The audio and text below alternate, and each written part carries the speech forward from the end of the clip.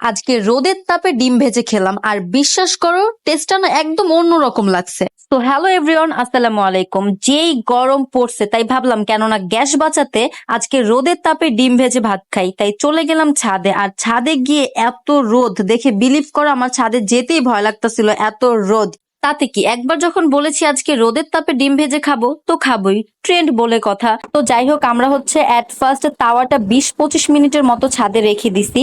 এবং এই 20-25 মিনিট অবশ্যই আমরা বাসায় ছিলাম, ছাদে ছিলাম না, তাহলে শুটকি হয়ে যেতাম। এরপরে এসে আমরা হচ্ছে তাওয়ার মধ্যে তেল দিয়ে দিলাম এবং সেই তেলটাকে আবার হচ্ছে 10-15 মিনিটের মতো রেখে দিছি এবং এরপরে ডিমটা দিছি।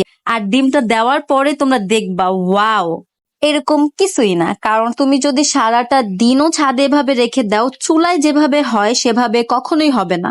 তাই অভিনব পদ্ধতি হচ্ছে গ্যাসে সুন্দর করে ভেজে আবার সেটাকে ছাদে নিয়ে একটা ভিডিও বানিয়ে সেটাকে ছেড়ে দেওয়া।